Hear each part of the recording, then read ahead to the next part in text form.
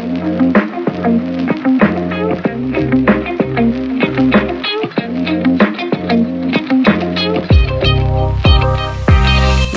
to Voices from the Valley, where we meet and learn from the movers and shakers in and around the Merrimack Valley. And now your hosts, John Bachmann and Ben Tallberg. So this is season 2. We've been joking about season 2. Yes. We are back in the studio with Season 2. little hiatus. Yeah. Just realizing now it was the entire summer. It was a while. The entire summer we took off. But really what I was just thinking about now that we should talk about is what we learned last season. Mm-hmm. What can we take from that? And what can we do to make season 2 better? Mm-hmm. First things first is I think it was amazing. I think we had some great people. Yes, definitely. And we learned a lot about different businesses. One thing definitely we found out is we're going to have to do some multiple husband-wife shows. Clearly. Yeah. That's a big thing. And so that's one big thing. Yeah. But one of the biggest things that I noticed is the best engagement we've had on our social media posts and the downloads are the episodes where the people were really talking about down in the dumps. Yeah.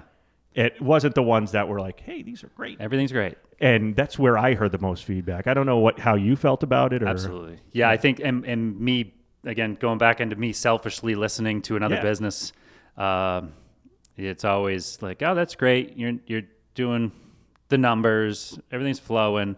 But, is there anything that we can take away that we can add to our own businesses? How can we do things more? And like I said before, last season, it was like when somebody passes away, one of the first things we do is go, what happened? Yeah. So that doesn't happen to us. How can we learn from that bad tragedy? And so a business that's having some troubles with employees, what actually happened? Oh, they stole something. Whoa, how'd they steal from you? Because I want to protect myself and my business. So how can I learn from you?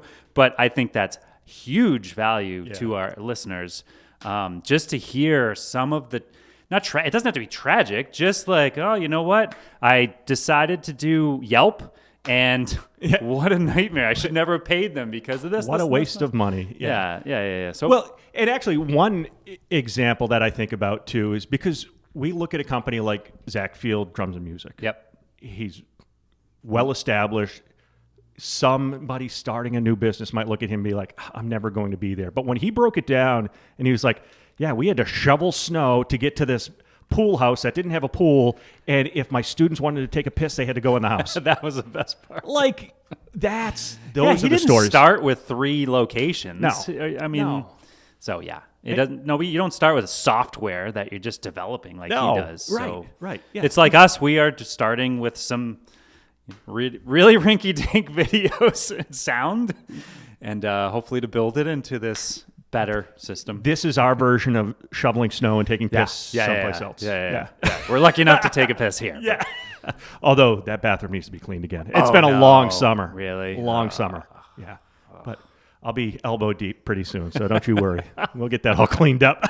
Leave some gloves in there and some spick and span. I'll take care of it too. I'll do my share. Oh, you're a hell of a guy. I know. So that's the biggest thing is I want to continue that piece with the podcast moving forward of making sure that we're adding value to the listeners. Yeah, we're adding value to the guests. They're getting some publicity for their company. They're getting a little dap from us, but I want it for the audience. That's really the purpose behind it. And we talked about it. Other than selfishly stealing ideas. It's for the audience. Yeah. So I think one of the things that I picked up on too was trying to make sure value is created. We're only going to be doing the podcasts. What are they going to be? Half an hour to an hour long? Trying to. Yeah. And so we want value as quick as possible, or just an interest, some sort of interest. We all got to be interested. Yeah. And but picking up on the fact of trying to get people relaxed as soon as possible too. Maybe we're here for half an hour before we turn things on. Maybe we're recording all the way through and just picking up and editing some of it. So that's something that you've brought up to me several times, and I'm anal. I'm very rigid, and if you listen to any of those episodes, the way I start them off, it's very rigid and all of that stuff.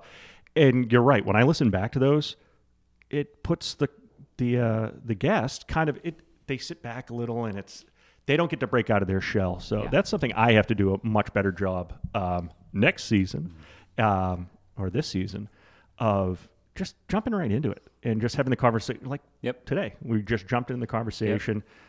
We'll be able to introduce them some other way. Maybe it's an intro that's recorded after the fact. Who knows? But just jumping right into the conversation.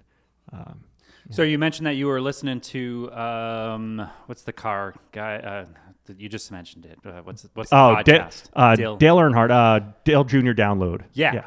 And you heard some things that might be kind of interesting that they were doing too that we can bring to the show.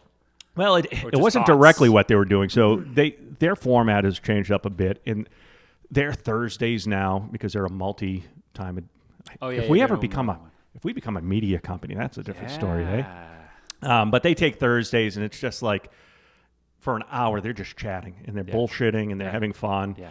And one of the things they were talking about is like what's on your back screen, and then it turned into what are the different apps you have, and do you have them in folders? Do you have them that way? And I was thinking, and I remember this from an Insurance Nerds podcast way back of the host, Nick Lamparelli, used to always ask guests about the most recent business book they've read because he wanted to be able to pick up that book too. And then productivity apps. Are you using Slack? Are you using Teams? Are you using some kind of app that we don't know about that we might be able to learn from that? And that's something probably we could adapt that too, of learn from these business owners that are in different industries, and they may have something that they're using that it's like, man, maybe we can use it on our end as well too. So yeah, absolutely. I'm in a tribe group as part of our coaching. So I'm in an automotive group that's group coaching, and on our Zoom calls, we have a Zoom call every week. And it's kind of like one of those things, hey, what are you doing on Google Ads? And what are some of the titles that you're using for Google Ads? And how big is your spread? And how much are you paying for marketing as far as your budget?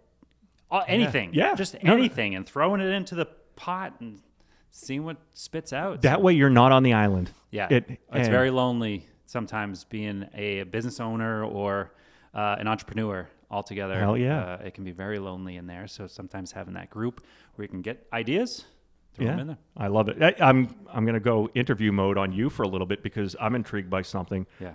I didn't realize how often you did the coaching. You do that every week too? Yeah. Wow. So I know you from networking. So you take hour and a half, 2 hours every week for that networking piece. You're taking how long for the coaching group tribe? 1 hour a week, but there's also private coaching that's like once a month. So that's another hour right there. So hour and a quarter every week. Oh yeah. On average. Yep. So you're spending a lot of time working on the business. Absolutely. As a matter of fact, I will say that as far as marketing, one of our talks today, and this goes for any industry, is how do I get more customers? One of our group members was having trouble, just not enough cars in our automotive industry. Cars, like it's car count. Let's get the car count. If you have too many cars, though, now you're starting to piss a lot of customers off. They're not taking done. Too long, too much. Yeah. So there's a too much level. I'm sure in any other business, there's too many customers too. But but I was looking up. So okay, we've got like different ideas on what is pulling in car count, what's pulling in the cars for her. And she went into this whole, like, I need a better company to help me with my Google ads. I agree. Google ads can be amazing, and you can almost turn it on and turn it off. So you can, like, literally 2:00 in the afternoon, you can shut it off. Maybe you won't get as many phone calls at night or into the next day. So very immediate. Then there's mailers, and to be honest with you, the mail is still a huge part of our industry. Geographically in New England, for us, it works amazing. It may not be the same for all industries, and there's a lot of things you got to worry about with that. But one thing that I thought of today, speaking of time putting into the business that a lot of people don't do or worry too much about, they want the immediate, which is Google ads and can be the mailers. Things like that. Referrals. So we are in a networking group. I get that. I'm not going that direction, but I was looking at our graph, in the last 6 months at how many referrals we get from customers, returning customers, or the new customers where they came from and they were referred by other shops, a lot of other shops. So we try to be really nice to our competitors. They're friends. They're in the same industry. Co-opetition, exactly. We try and be as friendly as possible so that maybe they can't do exactly what this customer needs. Bam, that's a referral. And man, that's huge. Looking at that, oh my God. So the time that I'm spending doing this podcast, doing networking in the coaching group and all of that stuff turns into sometimes referrals that are not immediate, but they are huge. The referral business in my business is, I never want to say something's easy, but it makes it easy. So I get a lot of referrals from our friend Liz Ryan. Yes. She's a loan officer. Sends a lot of referrals my way. I couldn't be more appreciative of that. But I know when that referral comes in from her, it's going to be, quote unquote, an easy transaction. The person's already happy with Liz because she's fantastic. Liz has already pumped my tires enough talking about, John's the greatest, you need to speak to him, he's the one who's going to take care of it. The person comes in the door already basically handing out. And I have to slow roll it a little bit and be like, no, we got to talk more about it. We have to learn more about you. We need to set up the insurance for you. Yep. But referral business, and that's not just Liz referrals coming, anybody that's referring business, it's easier. You don't have to grind out, cold call somebody, convince them that you're a nice enough guy, convince them that they should trust you, and then make the sale. They're already coming in the door happy with you. Yep. So referral business is huge. I have a buddy of mine in the industry. He runs a huge insurance podcast, Ryan Hanley. And he jokes around, though, that referral business on the insurance side, it's lazy. Because it is. You should still be grinding on everything else you do, the video marketing, the email marketing, all those things, the in-person. Because a referral, that's easy. Anybody can do that once it's to that point. But it's building the referral network, and that's a tough thing. And with everything, we all get kind of comfortable. Oh, yeah. We're going to all the networking things and we're doing all the great stuff. And then all of a sudden where business is crazy and you back off. And then you slow down. Then you slow down. There's that. In the coaching group, we have this one of the things they say is it's like an ocean wave. So you've got a wave and then there's a crash. Well, what's behind the wave? Well, that's the swelling of that next one. Growing back up again. Yeah, there might be a big slowdown and nothing going on. And then you gear back up and do marketing and do all this stuff to get back up. Well, if you could just kind of cut that wave down a little bit and have it a little bit higher and less of a crash. And then not back off so much, too. And you stay in that happy zone of not too high of highs, not too low of lows, but in that happy zone right in there. Yeah. Question for you then. You mentioned other shops for you. What are other referral sources for you that work great for AFA? Yeah, so, excuse me. Is it like dealerships? Do they ever send you? Because we're like no, they don't. They're just guys that opened up, they threw their garage door open and they think that they know what they're doing, but they don't really know because we're the dealership and, we do these all day long. Well, when the car is like over 6 years old or 7 years old, they're like, whoa, is that rust? No. We get it out. As a matter of fact, there's a place right down the street. It's called Meineke or, any of the big chains. They really won't single out an independent, that type of thing. But so as far as dealers referring out, that's pretty much the only time a dealer's referring. When do we refer you to a dealership? If you've got an open recall. If you've got a check engine light comes on and we scan it and it goes, hey, this is a airbag igniter in your steering wheel. Something's going on in the steering wheel, and we look it up and we do some history. That's the very first step. What's going on? What's this code? How do we fix it? First thing says, there's an open recall for this particular thing. Hey, call John up. Yeah. Like, listen, hey, the dealership will take care of this. Check it out. Find out what's going on. So that's a great and if we have a dealership that's really good, they're really nice, because once in a while there are some out there that will deal with the independent side of it, but also take care of everything and customers and all of that. Yeah. Of course, if you've spent a lot of money as a customer and spent plenty on each of your vehicles at the same dealership, they'll really take care of you. Yeah. But also we refer out to body shops. Sometimes there's suspension work that's more. Some cars are modified.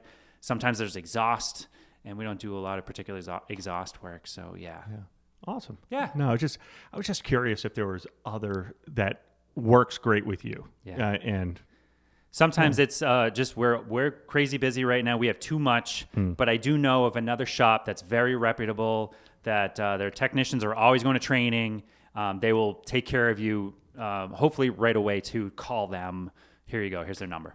Awesome. You know? So, awesome. And as a group, we're people. We're people dealing with people everywhere. So we're all human, and we try to do the best that we can. That's awesome. There's plenty of guys, though, that just have that old school feeling, and no, you're not stealing bread off of my table. You know, like, I'm not letting you borrow a tool because you called me out of the blue asking for a tool. You're a Gary Vee guy.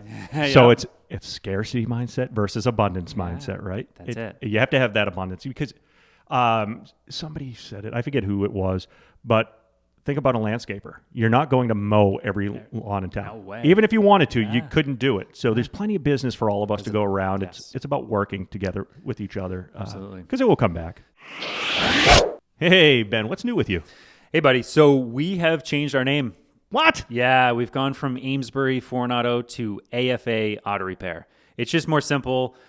This gives us the opportunity to show that we also work on domestic vehicles. So we're foreign and domestic now. We're looking to just, it's pretty easy. You see what we do, and it opens the doors to more customers that we can help. Because there's a lot of people that have an Audi, but they also have a Chevy. So this kind of shows that we're now AFA Auto Repair. We're based out of Amesbury, but we could be based out of Newburyport, Salisbury someday. Ooh. Hey, we could move around. So this takes away the Amesbury part, the foreign part, and it really should help us kind of grow. That's what we want to do. Awesome. So, I'm loving it. Yeah. AFA Auto Repair. Yeah, that's it. Here we go. So I got my Mountain Dew today. I never drank Mountain Dew. Like, this was, I walked into the gas station looking for a beer, because now we've done season 2 and we're doing this in the evening, at least this first one. Yeah. So a little bit different. So I was looking for a beer. I was like, let's have a beer and like just chill out and have talks with business owners. But I don't want to be insulting you, like, hey, have a beer. And you know, I want to make sure everybody's comfortable. But this place didn't sell beer. So you're doing the do. I was committed to this place too. I'm not walking out alone. I'm not alone. I'm not walking out empty-handed. What kind of store was this? No. Not walking out empty-handed. I was in there for a purpose. God damn it. So the Mountain Dew was like, well, I might be hyped up. The heart might be going. This is going to be a great conversation. 12-year-old Ben Tallberg is loving it right now. He is doing the do. They didn't have any Jolt in there? No, I didn't even look. I saw this. I was like, no beer? Whoa, Dew. Let's do it. I love it. Yeah. Yeah, so it's weird getting back in here. Even just trying to figure out the equipment. We were struggling there. Camera placements were all strange. Yeah. And, yeah, we're going to put up some cool stuff on the back wall, I think. I'd love to. We need that up. I wish I wasn't such a cheap ass. Oh, come on. You're fine. Just wait until we get that big sponsor. Yes, we're taking sponsors. Starbucks or Michelob. That doesn't look like a Michelob. No, it doesn't. I'll just blank that out. Can you do some editing? I'm that good. You got nothing else to do on a Saturday or Sunday. Nothing. You don't have kids that are doing dance and hockeys and all this other stuff. You're so busy. I've had to back out of some golf league activities, and legit, as you walked in the door, I got a text about helping out the service club I'm a member of, the Exchange Club in Haverhill. Mm-hmm. They need some help on social media. And I told them I'd help train somebody. Mm-hmm. And they gave me some days. I'm like, nope. Oh, no kidding. Nope. Yeah. It's so crazy right now. I got to find the time to help them out. So that was going to be my next question to you. Yeah. Kind of interesting. Well, I hope it's interesting. I went for a walk with my son a few days ago, and I like to get him out and all right, you didn't do anything all summer vacation during the day here. Let's go out at night when I get home and let's go for a walk real quick. And sometimes he'll open up and he'll talk, which is like, holy shnikes. That's awesome. 12 years old or whatever. And you know, like, no, I want to be buried in my phone, tablet, computer, whatever. Anyway, I said, you know, when you're looking for a career, one of the very important things as an adult, and I was waiting for him to like, yeah, Dad, but he kind of listened. was like, oh, wow, I've gotten this far. So a big secret to adulthood and being an adult, and something you want to think about if you're going to have a career. I know Logan was interested in maybe doing something, but ask him this and just think about it for yourself. As a business owner, as an employee to somewhere, it doesn't matter what you do, ask yourself, what is the biggest maybe regret to what you're doing or your path that you took? And let me ask, is it possible that it's the freedom that you have? So I go to work at 7 in the morning, leave the house, return 6:30 at night, every weekday, every day. Like I drive by the river, Merrimack River here, and I see people jet skiing on a beautiful summer day. And guess what? I go, yep, I don't have that freedom. Wish I did. So I told my son, I said, listen, if you're looking for a career doing whatever you're doing, think about that for a second. Money is great. Money is awesome. And maybe it's worth, working a ton and getting a ton of money. But remember of those days that you could just, hey, son, or whatever, let's go to the beach today. And just, we have that freedom. So I thought that was a really interesting look at it. And he listened and he was like, oh, okay.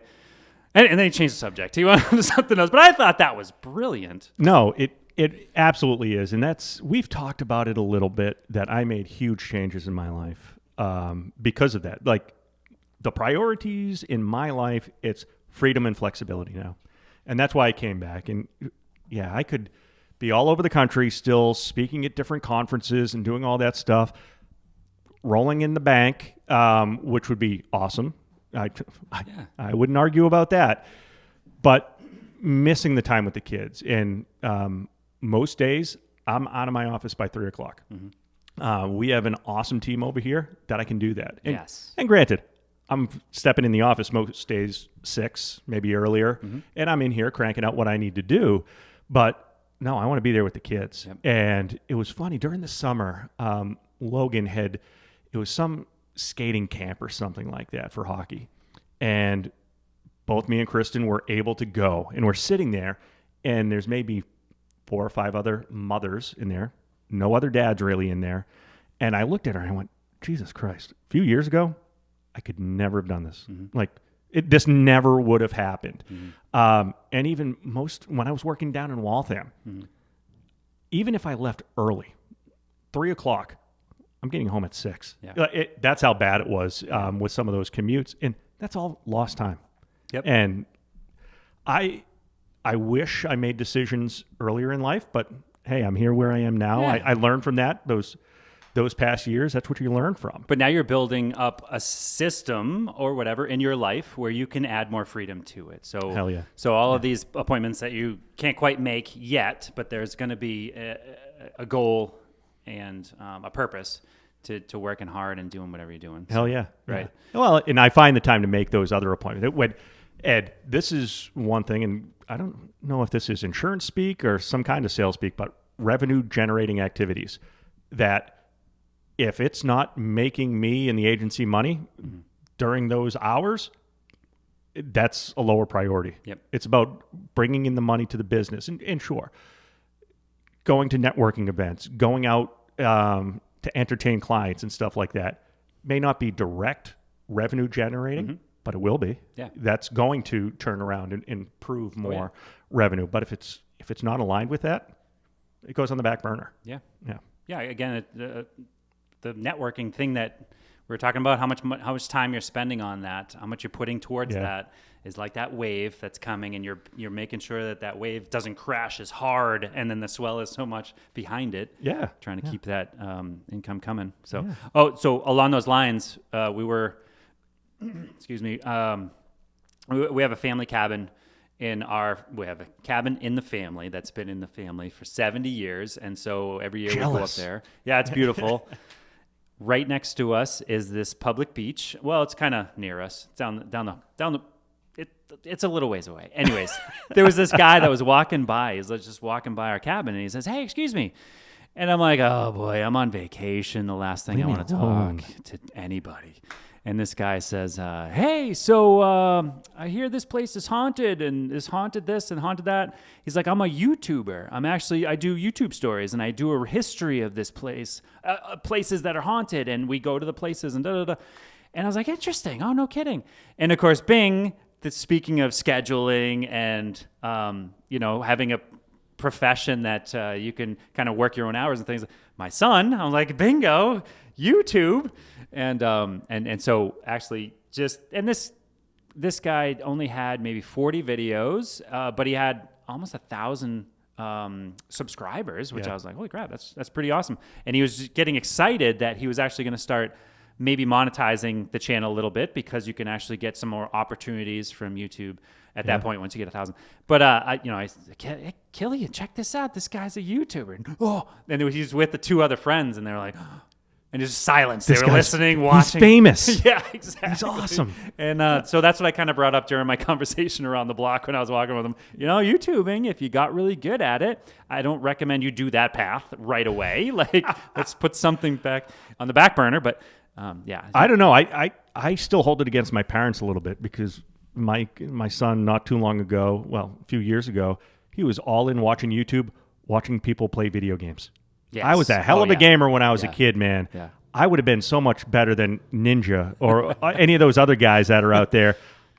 They made me do homework. Right. Like, what the hell? I don't know. All I had to do was throw a camera in the corner, me play video games, and I'd be a billionaire. Yes. They blew it. Totally blew it. My parents' fault. Yeah. Yeah. I see that. But the biggest question about paranormal YouTuber over there is your place haunted? So the name of the lake is Haunted Lake. And it's in New Hampshire. It's the only haunted lake in New Hampshire. Yeah. It's a very creative name. So it is on the map called Haunted Lake. It's also called something else called Scoby Pond.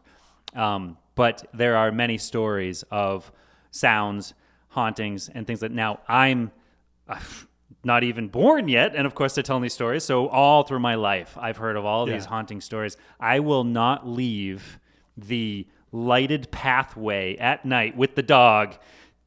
I won't even veer into the shadows because this is on a road where there is no lights. It's a dirt road in the middle of the woods next to the lake. I am not leaving the path of light right there. If I can't see it, I'm not going over there. That's how. So you're not a skeptic. You're a true believer. True believer. I love it. It's been seared into my brain that this place has got all kinds of shit happening. Have you had any experiences? I've never heard anything weird or moaning or seen any ladies in the lake because supposedly there was a woman that went across and fell through with her horse and carriage and all this other stuff. Yeah. Still in the middle of the lake. Waiting just like Jason at the end of the movie to come up and grab that canoe and flip it over. That's what I think of every time I'm in the canoe. You go out to Crystal Lake. It's awesome. You have a house on Crystal Lake. That's awesome. Yep. Other than Jason Voorhees and the lady in the lake in her carriage and horse and buggy. So, of course, when kids come up, they're like, oh, have you heard about this place? That night, of course, we're regretting telling them the stories. Like, oh, you kids, you haven't heard the great story. Wait until you hear this one. How about when the adults, you get them a few pops in them, you get them a little tipsy, and then you start telling them the stories. Yeah, that's perfect. That's even better. Yeah. Well, that's how we get the adults up there, is we tell them the stories, and they're like, oh, I got to check this place out. Show up with the heat guns, the heat cameras. And They had that. They had so many things sprinkled. They were there at night, and they literally sprinkled all these like lit. You know those cat toys that light up when you touch it, and it's like all like colorful and stuff. Yeah. So at night, so literally they had those. I'm not laughing at them. I'm laughing at like, holy crap, these guys like really put some shit out there. I don't know if that's true or not, but there was. So listen. So we literally. So Ari was like, oh, I'm going to talk to these guys. And it was at nighttime, finally, when she got the chance to go over there. And they're like in there, like they have cameras all over the place or whatever, spectrometers and whatever the hell EKG meters? FTs, whatever the hell it was. But one of them was the cat toy things, and they had the balls around. So it was a little ball. It was a little cat toy thing. And it lit up if you touched it. So they're one of the mediums, so they had a medium that was talking supposedly to somebody that drowned. And they were at this picnic table in the dark. at the lake, like right on the water's edge, right on the beach there. Yeah. And I was bringing the dog, and I had just like, I was just going to check it out. And the dog was and then I got curious. Nobody at the picnic table heard us coming down the little slope and everything. Oh, no. So we didn't know the cat toy was right there. So we're walking all, bing, bing, bing. So like things are going off. They take the light, they're shining it over. Like, oh my God, everybody's Code green. holy shit, it worked.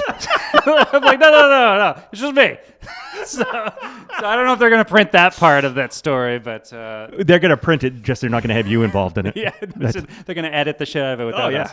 Yeah. So that was kind of fun. But anyway. Jesus. You know what? I just decided this is no longer a business podcast. It is now a haunted podcast. Yeah, let's go to different mansions and Hell yeah. have cat toys all over the place. What I wouldn't give for a light up cat toy right now. But they were really nice people. The YouTube channel was Haunted Roadside Horror Show, something like that. Interesting. Something like that. Maybe we Nice give people. them a little link. A little plug. Give them a little plug here. We'll send it off. You'll to them. see our lake there, and then everybody That's will awesome. crowd to it, and then they'll be like, "No, we don't want you all here." They're going to There's be too many people." hunting the hauntings and pitchforks and torches. And Yeah. So anyway, sorry. how the hell did we get down there? YouTube. Yes. And then your great fatherly advice to Killian as well too. Yeah. But I think right now as a business owner, and the last 6 years I've been doing it, the biggest regret, I guess, is the time that it takes to do all of this stuff. But we're setting it up a certain way so that we can have some more freedom. So freedom is one of those things that you take for granted until you don't have it. So No, that's all. And we're very similar. We grind when we need to give us that extra time as well too. And hell, why we are doing this on is today Wednesday? Wednesday, A Wednesday night. Yep. We're getting together because we're grinding it Yeah. a little bit more. Yeah. And we need to get this back. The show on the road again. Yeah. Or show in the same spot. In It's not on the gear? road. No. Yeah, we're not going on the road anytime soon. No. It's hard enough to get the volume right here. John, what's going on, buddy? What's going on, Ben? Hey, so how long has Norwood Insurance been around? Norwood Insurance has been around forever. We've been protecting families and businesses in the Merrimack Valley for over 150 years. So if people in the Merrimack Valley need to insure their homes, their autos, their businesses, you just need to look to us, Norwood Insurance Agency. Got it. So let me ask you, as far as conversations and the podcast moving forward and things like that, I've heard some more podcasts out there too, and what engaged me and helped me out listening to that podcast, whatever it was the conversations that they were having too. So I'd like to have more conversations one-to-one with you too, and with our guests, of course, and really make it less of an interview and more of just a conversation with value, of course, and keeping that style. Yeah, going back to things that I've learned about myself out of this too is I got really nervous about, are these going to go too long? Are we going to keep a listener on that long? Yeah. And if the material's good, they're going to stick around. Yeah. So I can't be worried about, hey, we got to, at 35 minutes or 40 minutes, we got to make sure we do this outro and we got to do all that shit. Where, no, you're right. It's, if a conversation is going a certain way, just let it happen. Gary V, baby, he says, fuck it. Just release it. Just content. Just put it out there. So we're overthinking. That's easy our enough to shit, say too. when he's got 30 guys working for him, Yeah, he 4 says that all the time, cameramen. too. He says that. Oh, it's so easy for you to say, Gary. It's true, though. Yeah, if I have D-Rock following me around with a camera, it would be perfect. I don't have a D-Rock. Well, that gets me thinking. Who can we get? Hey, Connor. That's it. We need a D-Rock. But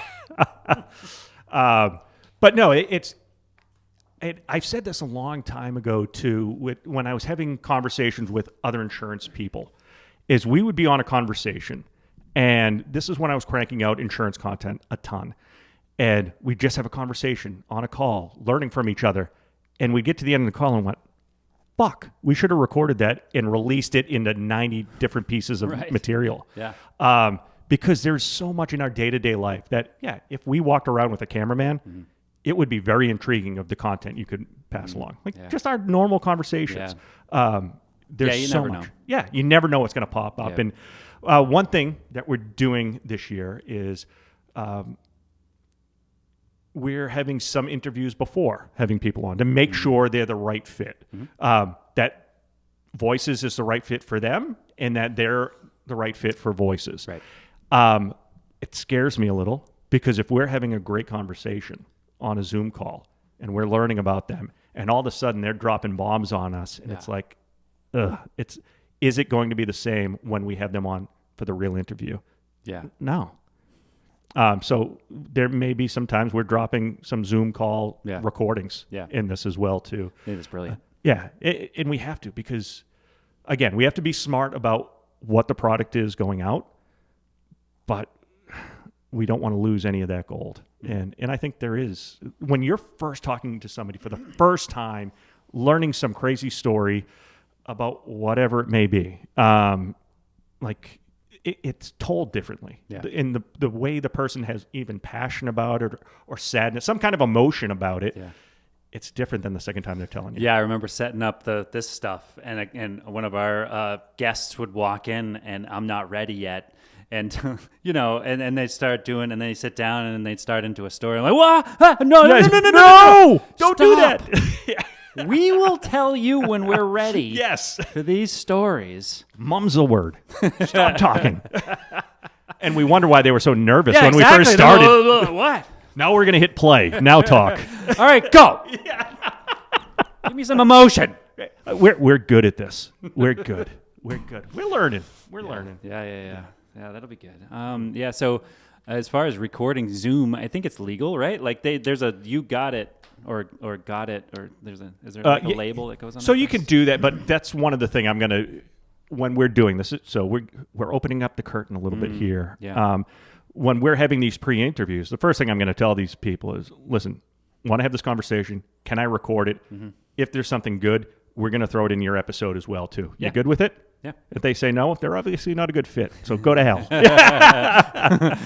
So they gave consent. Good. Or they're not on. No, they're not there. Or maybe we'll record that part of them saying no, and then we release that and say, this is why you shouldn't do business with this person. No. Here's the clip of all of our rejected interviews. They said no. Jerk. He was okay, jerk. Yeah. Hope that list is small. Yes, yeah. No, but we have some ideas of a couple of people to kick off the first season, and then we're going to have to... like we did last year. We had some ideas right out of the gate. Yeah. And then all of a sudden we had a studio, and then things got a little different, ramped up, and then we got some other folks, and it's going to be the same way. Is we have a plan of some initial, but it's just exciting because I know we're going to it's going to get on a roll, and we're going to get going, and it's going to be awesome. No, it really is, and it's crazy. And you know what? I'm doing it again where we probably should have even gone on live on Instagram to do some of this. Because it's pretty wild. Do it now. Do it it's now. Not too late. All right. Well, it's kind of late for me to start it up and do all this stuff here. Here we go. We know how to do it. So we're going to flip that around. And shockingly enough, we are now live on Instagram on the Voices from the Valley. All right. We are absolutely live.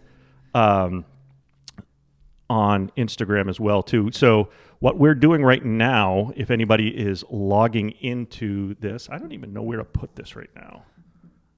Will that work? Hey, that works. Nice. You look great.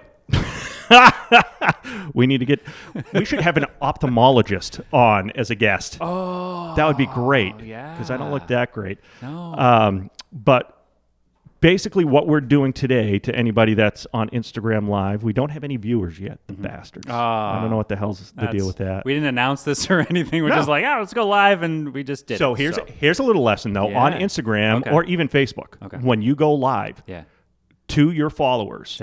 It's announced? No shit. They get a pop-up on their phone, and it says that you are live. Or Voices from the Valley is now streaming a live recording. And... this will stay up for 24 hours as well, too. All right. So what we're doing today, people out there in Instagram world, is we're getting ready for season 2 of Voices from the Valley.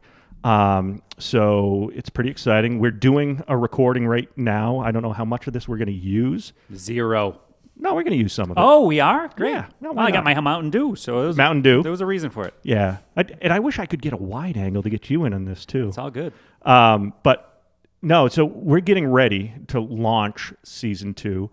We're going to start with the interviews and what we were just talking about here before throwing on Instagram is we have some ideas for guests, and other people are just going to come through the woodwork. Like Dr. Ali DeSalvo last year. She reached out to us. Yep. She sent an Instagram direct message, said, I love what you guys are doing.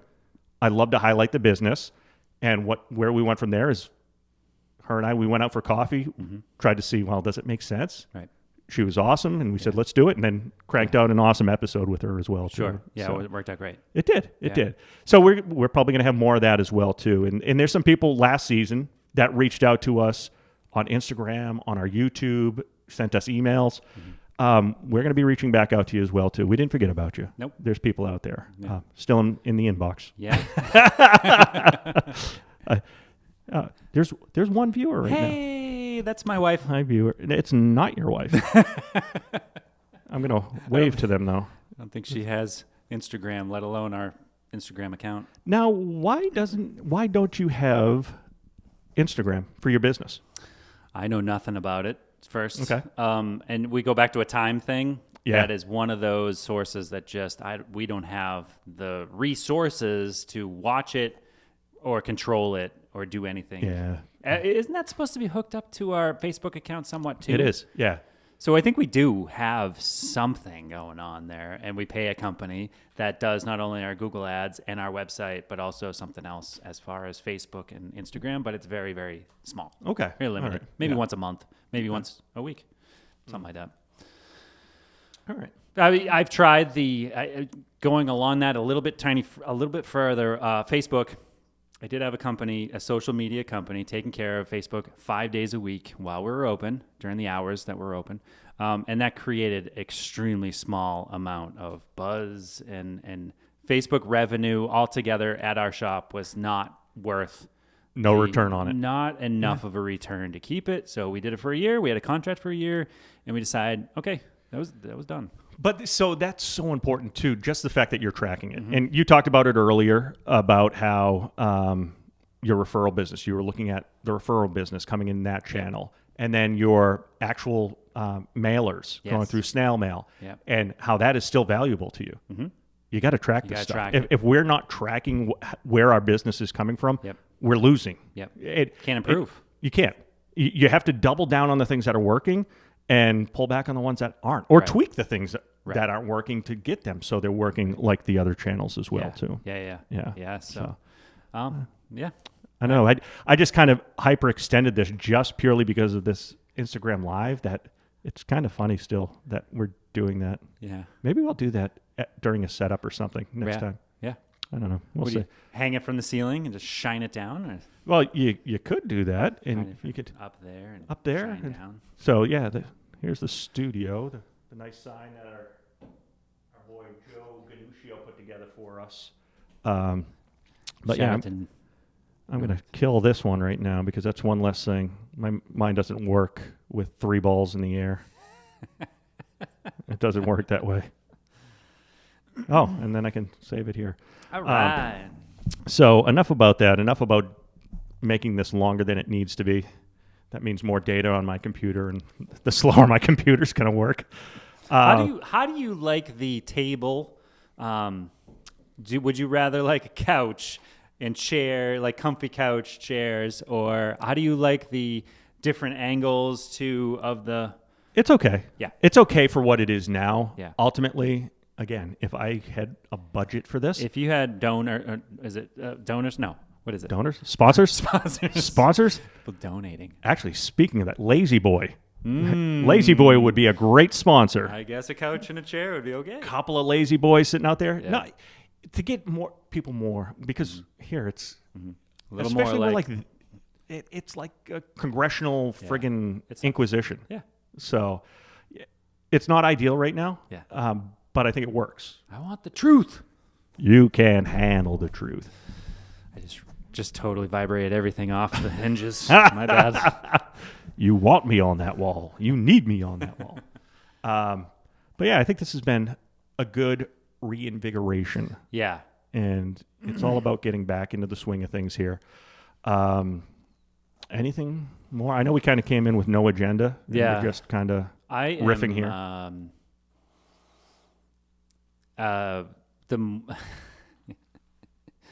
So I know this There is gonna take off.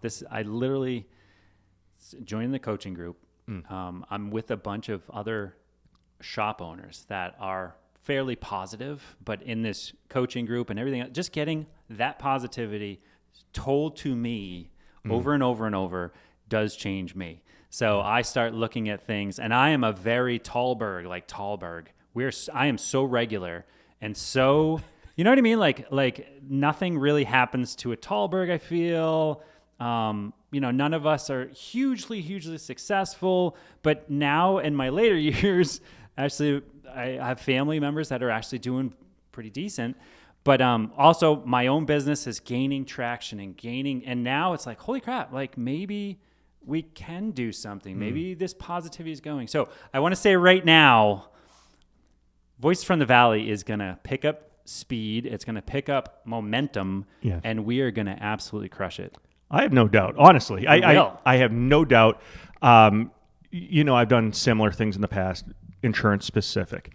And yeah, the first bit, it's a struggle, but it's a snowball. Yeah. It's a snowball. And once it starts going, it only gains momentum. And I think we were starting to see it. And we took our break, which we needed it. Yeah. And now we're going to reinvigorate it. We're going to have new guests on here, maybe bring back some old guests, maybe combination of combos. Yeah.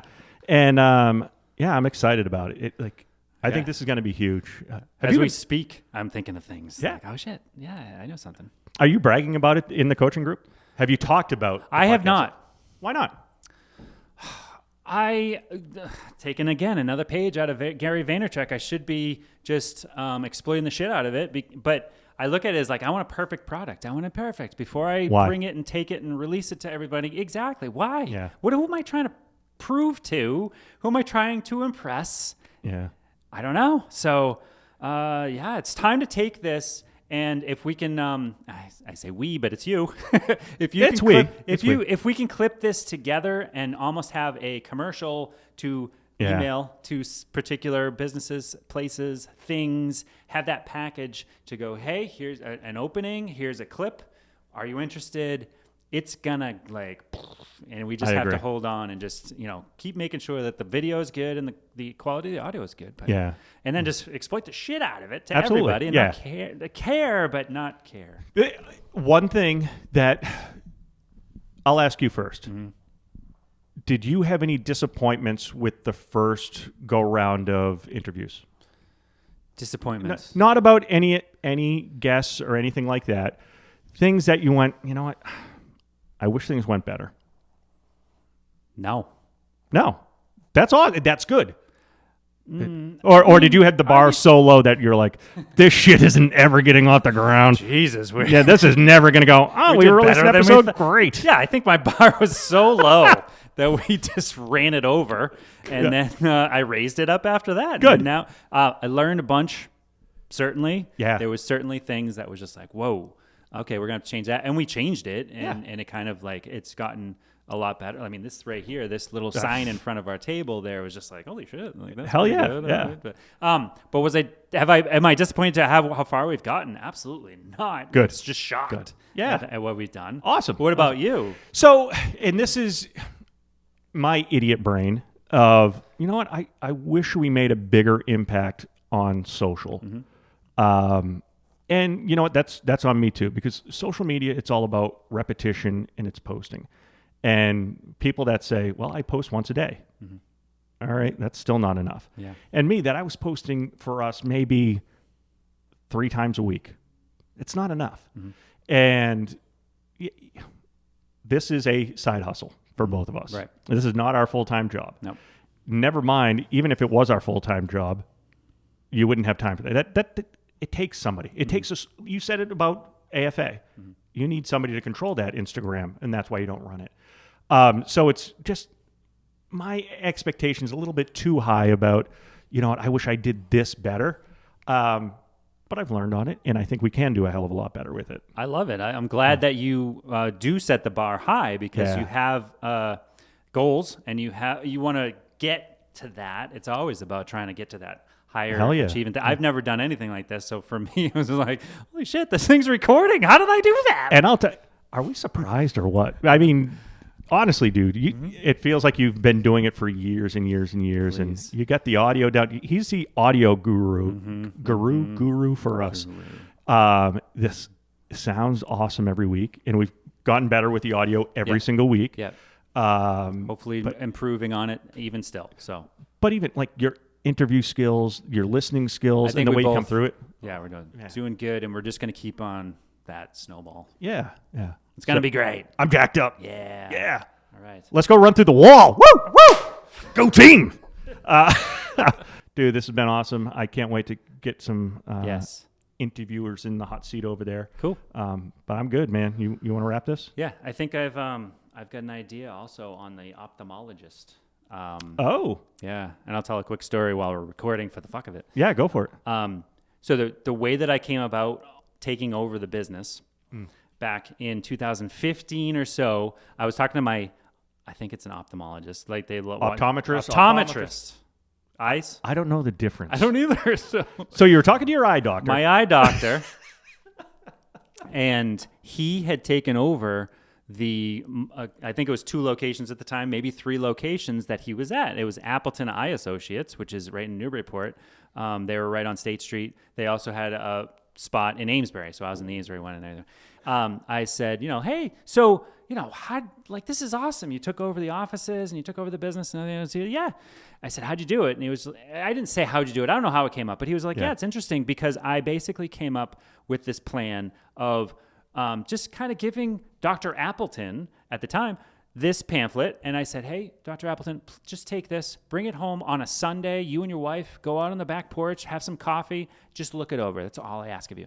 And inside of this packet was graphs and numbers and thoughts that Kevin was trying to influence on Mr. Appleton. And obviously it worked because he's not stupid. He read it and understood it. But it was basically like, hey, so I took that and I brought it in myself. And what I wrote in that packet for my boss at the time was like, hey, I want to take over the business. Hey, here's 3 streams of income that I can offer you that you may not have right now. Like right now you have the business and you're trying to struggle to make it work. Yeah. I can offer you 3 streams of income right away. One of them, I'm going to come in and I'm going to lease the building. There's 1 stream of income. 2, I'm going to pay you on the note that you're going to carry for me. Thank you. I can't just buy the business. Really appreciate it. But if you do carry the note, I'll pay you I'll pay you whatever a month.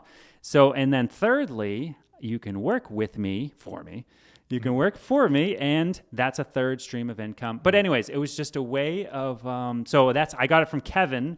Love it. Who I think would be a great guest for us. Just to talk about that. He's got Newburyport, Amesbury, North Andover, and a few more since 2015. He's got a bunch, and he sits more back, I believe. I think he still does some patients still. I'm not sure how many, but... That's awesome. No, absolutely. I saw you light up when I mentioned ophthalmologist. I don't even remember why I did. I don't either. I think we can't see shit. Yeah, I don't know. Yeah. You can't see the camera or something. Can't see anything. I have no idea. But, you're talking about how I look good. Full circle. Yes. So, yes, I have some ideas that we talked about the other day. Cut any of this out. I don't give a shit. Yeah. So, but yeah. We talked about some ideas that we had. I've thought about a couple more since then. Mm-hmm. And you guys will just have to see how it goes. Cool. So, all right, man. Season 2, man. Season 2. Boom.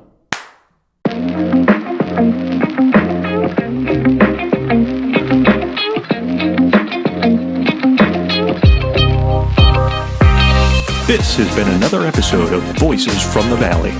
If you'd like to be a guest or know someone that would be a great guest, send us an email at voicesfromthevalley@gmail.com. Want to learn more about Ben Tallberg and AFA Auto Repair?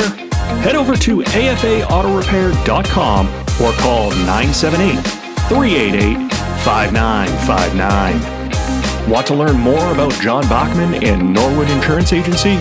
Head over to norwoodinsurance.com or call 978-372-5921. Thanks for tuning in to Voices from the Valley.